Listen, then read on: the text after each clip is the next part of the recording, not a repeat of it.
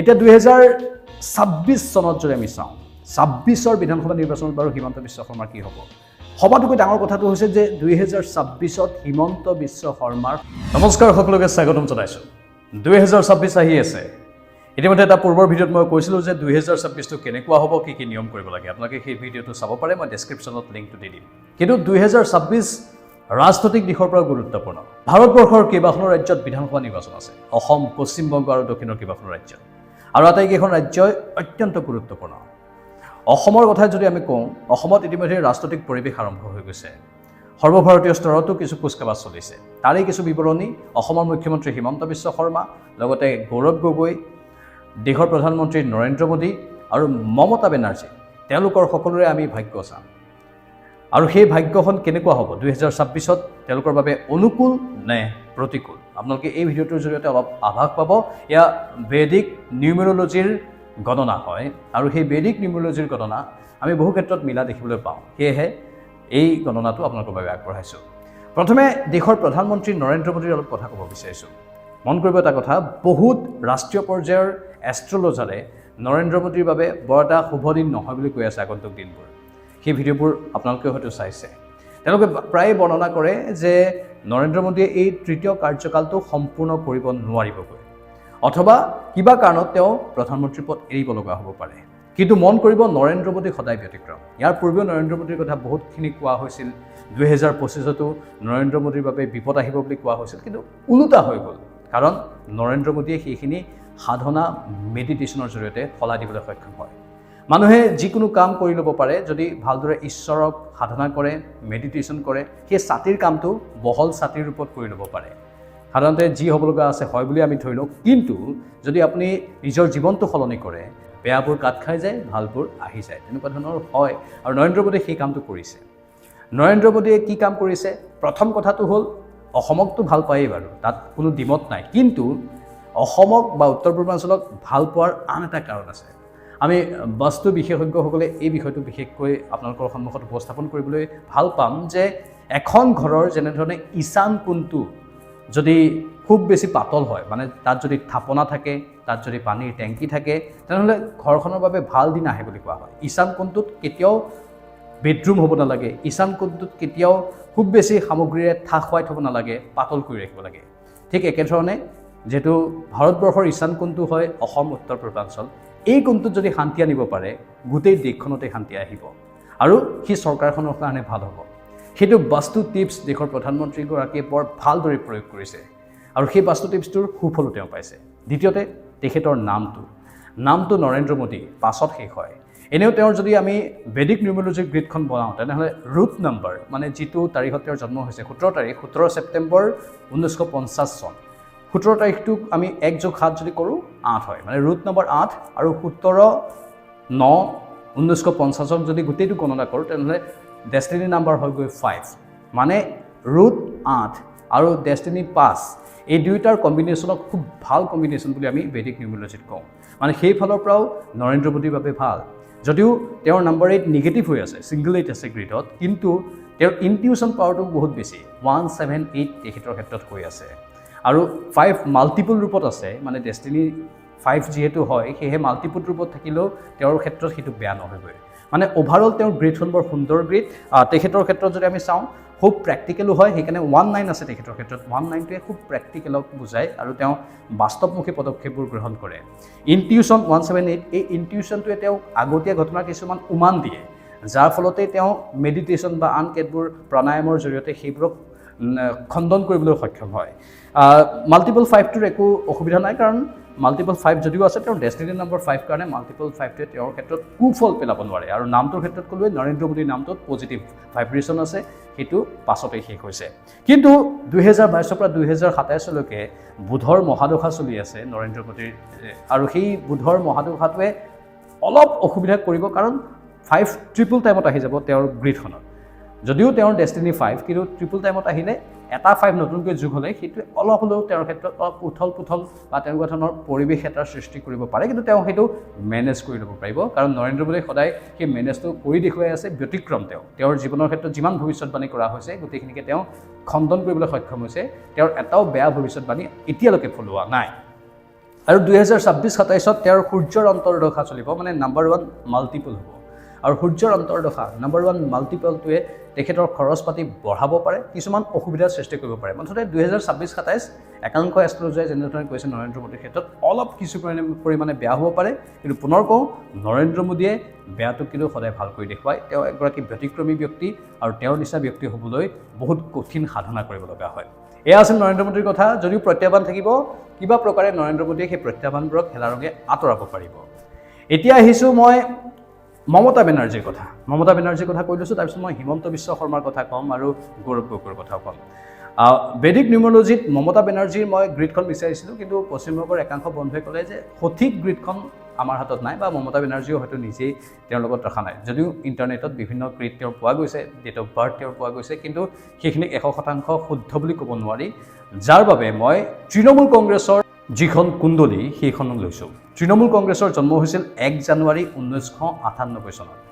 1 জানুৱাৰী 1998 চনৰ যদি আমি হিচাপটো কৰোঁ, তেনেহ'লে তেওঁলোকৰ অৰ্থাৎ গোটেই দলটোৰ ৰুট নম্বৰ হৈছে 1 আৰু ডেষ্টিনি নম্বৰ হৈছে 2। 1 আৰু 2 এই ৰুট আৰু ডেষ্টিনি ৰাজযোগৰ ইয়াত সম্ভাৰ আছে, মানে তেওঁলোকৰ কুণ্ডলীখন ৰাজযোগ ৰূপত বনিছে। আমি যিটো গণনা কৰিছোঁ, সেয়েহে তেওঁলোকে ৰাজযোগ পাইছে। ৰজাৰ দৰে আছে তৃণমূল কংগ্ৰেছৰ যে অতদিনে। কিন্তু তাৰ বিপৰীতে তেওঁলোকৰ ক্ষেত্ৰত যদি আমি চাওঁ, 1 মাল্টিপল ৰূপত আছে, কিন্তু 1 ডেষ্টিনি নম্বৰ তেওঁলোকৰ নহয়। 1 মাল্টিপল ৰূপত আছে, যেতিয়া ডেষ্টিনি নম্বৰ নহ'ব, মাল্টিপল ৰূপত থাকিব, তেতিয়া কিছু বিৰূপ প্ৰভাৱ পৰিব পাৰে। আৰু সেইটো 2026-ৰ পৰা 34-লৈকে তেওঁলোকৰ ক্ষেত্ৰত পৰাৰ কিছু আশংকা আছে। 2026-ৰ পৰা 2034-লৈকে শনিৰ মহাদশা চলিব, আৰু 2026 আৰু 2027-ত তেওঁলোকৰ ৰাহুৰ অন্তৰ্দশা চলিব। মানে এই সময়খিনি কঠিন প্ৰত্যাহ্বানেৰে ভৰা হ'ব। 284 তেওঁলোকৰ সংযোগ এটা মিলি গৈছে, যিটোৱে তেওঁলোকক অধিক ইম'চনেল কৰিব। তেওঁলোকৰ দলৰ মাজত বিভাজন হোৱাৰ কিছু পৰিমাণে আশংকা আছে, আৰু মাল্টিপল 1টোৱে তেওঁলোকক 2026-27ত অলপ বেয়া প্ৰভাৱ পেলাব পাৰে। মানে জানুৱাৰীৰ পৰা মে'লৈকে তৃণমূল কংগ্ৰেছৰ বাবে বৰ এটা ভাল দিন নহয়, আৰু কিবা কাৰণত এইবাৰ তৃণমূল কংগ্ৰেছৰ পতন হোৱাৰো আশংকা কৰিব পাৰি। মানে এইটো মাত্ৰ আমাৰ বেদিক নিউমৰলজিৰ ভৱিষ্যতবাণী। আমি যিখিনি গণনা কৰি পাইছোঁ যে পশ্চিমবংগত অলপ ওলোটা খৰ মাৰিব পাৰে, ছবিখন অলপ বিপৰীত হ'ব পাৰে, তেনেধৰণৰ সম্ভাৱনা আছে। এতিয়া আহিছোঁ অসমৰ প্ৰসংগলৈ। সবাতোকৈ সকলোৰে দৃষ্টি নিবদ্ধ থকা, প্ৰত্যেকগৰাকী অসমবাসীৰ দৃষ্টি নিবদ্ধ থকা অসম 2026-ত কি হ'ব। এফালে অসমৰ মুখ্যমন্ত্ৰী হিমন্ত বিশ্ব শৰ্মা, আনফালে বিৰোধী নেতা প্ৰদেশ কংগ্ৰেছৰ সভাপতি সাংসদ গৌৰৱ গগৈ। বহুতে বহুত জল্পনা কল্পনা কৰি আছে, বহুতে কৈ আছে যে ছবিখন স্পষ্টই হয়, কিন্তু ছবিখন স্পষ্ট হ'লেও বেদিক নিউমৰলজিৰ গণনাই কি কৈছে সেইখিনি আপোনালোকক জনাটো প্ৰয়োজন। প্ৰথম কথা, হিমন্ত বিশ্ব শৰ্মাৰ যদি আমি কুণ্ডলীখন চাওঁ, হিমন্ত বিশ্ব শৰ্মাৰ জন্ম হৈছিল 1 ফেব্ৰুৱাৰী 1969 চনত। তেখেতে নিজেও কৈছে যে তেখেতৰ বৰ্তমান 56 বছৰ বয়স হৈছে, আৰু তেওঁৰ কুণ্ডলীখন ইমান শক্তিশালী কুণ্ডলী, মানে বৰ্ণনা কৰি কৰি হয়তো আমি শেষ কৰিব নোৱাৰিম। হিমন্ত বিশ্ব শৰ্মাৰ গোটেই কুণ্ডলীখন আমি যদি বনাওঁ, তেনেহ'লে ৰুট নম্বৰ 1 আৰু ডেষ্টিনি নম্বৰ 1।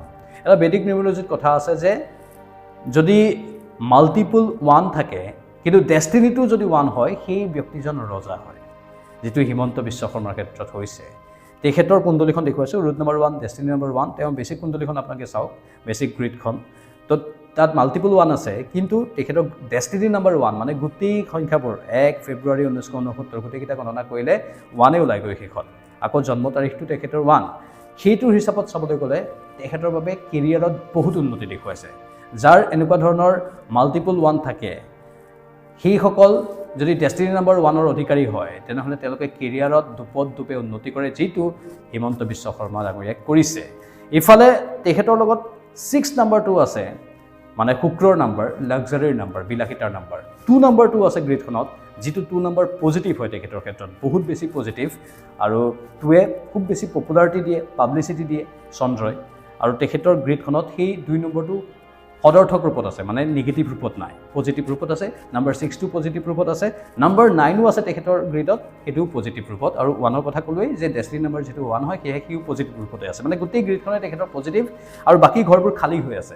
বাকী ঘৰবোৰত সময়ে সময়ে যেতিয়া সংখ্যা আহিব, সেই সংখ্যাবোৰে নিজৰ নিজৰ যাদু দেখুৱাই থাকিব।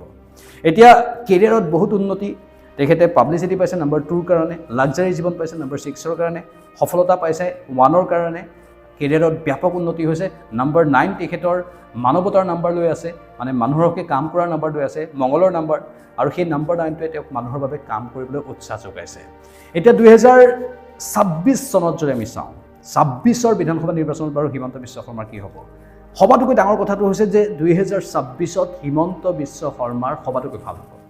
মানে এইটো গণনাৰ পৰা মই কৈছোঁ, যিখন তেওঁৰ গ্ৰিড হয় সেই গ্ৰিডখনতে দেখুৱাই আছে যে 2026ৰ পৰা 2027লৈকে তেখেতৰ বৃহস্পতিৰ অন্তৰ্দশা চলিব। মানে 3 নম্বৰটো আহিছে, 3 নম্বৰ হৈছে বৃহস্পতিৰ নম্বৰ, আৰু এই পিৰিয়ডটোত তেখেতৰ বৃহস্পতিৰ অন্তৰ্দশা চলিব। মানে 2026 চনত তেখেতে সুবুদ্ধিৰ এক ভাণ্ডাৰ পাব, মানে সুবুদ্ধিৰ উদয় হ'ব। বৃহস্পতিয়ে জানে আপোনালোকে সুবুদ্ধি দিয়ে, ভাল পৰিৱেশ দিয়ে, জীৱনলৈ সুন্দৰ পৰিৱেশ আনে।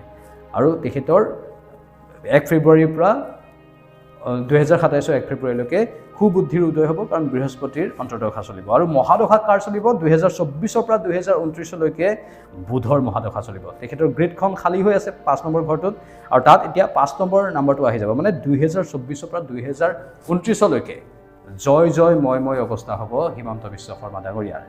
আৰু এই মহাদশাৰ সময়ছোৱাত তেখেতক কোনো চুবও নোৱাৰে, ইমানখিনি শক্তি আহৰণ কৰিব। মানে 2029লৈকে কোনো সম্ভাৱনাই নাই বেলেগে তেওঁক পৰাস্ত কৰিব পৰাটো। ইতিমধ্যে তেওঁ নিজেও কৈ থৈছে যে 2026 অথবা 32ত আন দলে চিন্তা নকৰাই ভাল, আমি আন দলক 2036ত চিন্তা কৰিবলৈ আহ্বান জনাইছোঁ, কাৰণ এই দুয়োটা টাৰ্মছত তেওঁলোকে হেনো চৰকাৰ গঠন কৰিব। আৰু সেইফালৰ পৰা মানে তেওঁ গ্ৰিডখনৰ পৰা চাব গ'লেও সেইটো আমি ক'ব পাৰোঁ যে হিমন্ত বিশ্ব শৰ্মা একেবাৰে সবল স্থিতিত আছে। এইটো কোনো ধৰণৰ অন্য কথা নাহে ইয়াত, যিহেতু গ্ৰিডতে দেখুৱাই আছে, গ্ৰিডত তেওঁৰ খুব বেছি পজিটিভ দেখুৱাই আছে।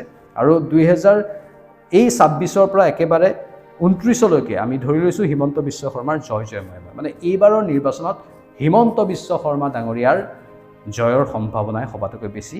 এই গ্ৰিডখনে সেইটোৱে বুজাই দিছে, আৰু যাৰ বাবে তেখেতৰ সমৰ্থকসকলৰ মাজতো আনন্দময় পৰিৱেশে বিৰাজ কৰাৰ আমি এটা সম্ভাৱনা দেখিবলৈ পাইছোঁ। আপোনালোকে কমেণ্টত বাৰু জনাব, কিন্তু মই পুনৰ কওঁ এইটো অন্য কোনো কথা নহয়, ইয়াত কেৱল গ্ৰিডত যিটো দেখুৱাইছে সেইটো গণনা কৰিহে আমি পাইছোঁ। বিপৰীতে গৌৰৱ গগৈৰ কথা যদি আমি ক'বলৈ যাওঁ, গৌৰৱ গগৈৰ জন্ম 4 ছেপ্টেম্বৰ 1982 চন, root number 4, destiny number 6। Basic গ্ৰিডখন আপোনালোকক দেখুৱাই দিছোঁ, তাত 6, 2, 8, 4, 9 এই গোটেইকেইটা নম্বৰ আছে। কিন্তু গৌৰৱ গগৈ ভিতৰে ক'ৰবাত ইম'চনেল, কাৰণ 2, 8, 4 নম্বৰটো আছে। 2, 8, 4 নম্বৰটোক আমি ইম'চনেল গ্ৰিড বুলি কওঁ, ইম'চনেল প্লেন বুলি কওঁ। আৰু 6 নম্বৰটো আছে, যিটোৱে তেওঁক লাক্সাৰী জীৱন দিছে। তেওঁ যিহেতু পৈতৃকভাৱেও বহুখিনি পাইছে, লাক্সাৰী জীৱন পাব। তেওঁ পাব্লিচিটি পাইছে, কাৰণ 2 নম্বৰটো তেওঁ গ্ৰিডত আছে, 2 নম্বৰে তেওঁক পাব্লিচিটি দিছে। 9 নম্বৰ তেওঁৰ ক্ষেত্ৰত পজিটিভ হৈ আছে, কিন্তু 9 আৰু 4ৰ মাজত এটা গেপ আছে, দেখিছেনে? সেইটোৱে অলপ লিটিগেশ্যন বা তেনেকুৱা ধৰণৰ কেছবোৰৰ ফালে দেখুৱায়। মানে এতিয়া বৰ্তমান যিটো চলি আছে, এটা SITৰ তদন্তও চলি আছে পাকিস্তান লিংক সন্দৰ্ভত।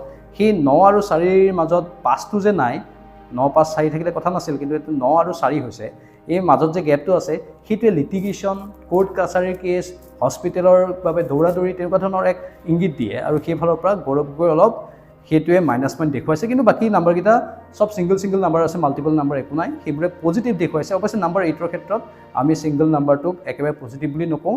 বাকী 6, 2, 9 গোটেইকেইটা পজিটিভ, কিন্তু 9 আৰু 4ৰ মাজত 5টো যিহেতু নাই, সেয়েহে 9 আৰু 4 এই দুয়োটা ঘৰৰ মাজত যিটো ঘৰ খালী আছে, সেই খালী ঘৰটোৱে তেখেতৰ বাবে কিছু অশনি সংকেত আনিব পাৰে। আৰু 2026-27ত যদি আমি চাবলৈ যাওঁ, তেনেহ'লে তেখেতৰ মংগলৰ অন্তৰ্দশা চলিব, মানে 9 to 99 হৈ যাব। এনেই ছিংগল 9 আছিল, কিন্তু 99 হৈ যাব।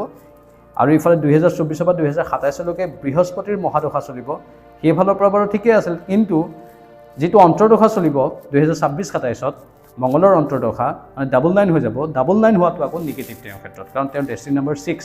যদি ডেষ্টিনি নম্বৰ 9 হ'লহেঁতেন, তেনেহ'লে 99টোক আমি পজিটিভ বুলি ধৰিলোহেঁতেন কেৰিয়াৰৰ ক্ষেত্ৰত। কিন্তু ইয়াত 99 হৈ যোৱাৰ ফলত তেখেতৰ জীৱনত কিছু বিচ্ছেদৰ দৰে ঘটনা বা তেনেকুৱা ধৰণৰ পৰিৱেশৰ সূত্ৰপাত হ'ব পাৰে। বিচ্ছেদ মানে মই কোনো অন্য পাৰিবাৰিক বিচ্ছেদৰ কথা কোৱা নাই, মানে ক'ৰবাত মানুহৰ সৈতে সংযোগটো বিচ্ছেদ হোৱাৰ এটা আশংকা আছে। আৰু মানুহৰ সৈতে সংযোগ বিচ্ছেদ হোৱা মানে কি, তেওঁ নিৰ্বাচনত যেনেধৰণৰ ফল আশা কৰিছিল তেনেধৰণৰ ফল হয়তো নাপাব পাৰে। এয়া বেছিক গ্ৰিডখনৰ ওপৰত বা অন্তৰ্দশা আৰু মহাদশাৰ ওপৰত ভিত্তি কৰি কৈছোঁ। মানে 2026-27ত গৌৰৱ গগৈৰ অলপ নিগেটিভ হোৱাৰ আশংকা আছে। বাকী হিমন্ত বিশ্ব শৰ্মা আৰু গৌৰৱ গগৈৰ যদি কম্পেয়াৰ কৰোঁ, তেনেহ'লে হিমন্ত বিশ্ব শৰ্মাৰ গ্ৰিডখন বহুত বেছি পাৱাৰফুল হৈ আছে এই নিৰ্দিষ্ট সময়খিনিত। আৰু সেইফালৰ পৰা চাব গ'লে আমি 2026ত পুনৰ বিজেপিৰ চৰকাৰ অহাৰ সম্ভাৱনাই বেছি দেখিবলৈ পাইছোঁ। এয়া হ'ল কিছু পৰ্যালোচনা বেদিক নিউমৰলজিৰ। এতিয়া কওঁ পশ্চিমবংগত চৰকাৰ সলনি হ'ব পাৰে, পশ্চিমবংগত অলপ বিপৰীত ছবি এবাৰ দেখিব পাব আপোনালোকে হয়তো, কাৰণ জানুৱাৰীৰ পৰা মে'লৈকে তৃণমূল কংগ্ৰেছৰ ভাল দিন নহয়। নৰেন্দ্ৰ মোদীৰ বাবে অলপ বেয়া দিন আছে, কিন্তু তেখেতে সেই প্ৰত্যাহ্বান সুকলমে পাৰ কৰিব বুলি আমি আশা কৰিছোঁ, কাৰণ নৰেন্দ্ৰ মোদীয়ে সেই কথা বাৰে বাৰে প্ৰমাণ কৰি আহিছে যে বেয়া দিন আহিলেও তেওঁ সেইটো সাধনাৰ জৰিয়তে, মেডিটেশ্যনৰ জৰিয়তে ঠিক কৰি ল'ব পাৰে, বা আন কেতবোৰ টেকনিক তেওঁ ইউজ কৰে, বাস্তুশাস্ত্ৰৰো কিছুমান টেকনিক তেখেতে ইউজ কৰে। হিমন্ত বিশ্ব শৰ্মাৰ বাবে খুব ভাল দিন। 2026ত বিজেপিৰ চৰকাৰ অহাৰে সম্ভাৱনা অসমত। গৌৰৱ গগৈৰ বাবে 2026-27 অলপ বেয়া যাব পাৰে। এইখিনি আছিল বেদিক নিউমৰলজিৰ গণনা। আপোনালোকে কি কয় কমেণ্ট বক্সত কমেণ্ট কৰি জনাব। পৰৱৰ্তী সময়ত আকৌ আহিম। চাই থাকক আমাৰ এই অনুষ্ঠান।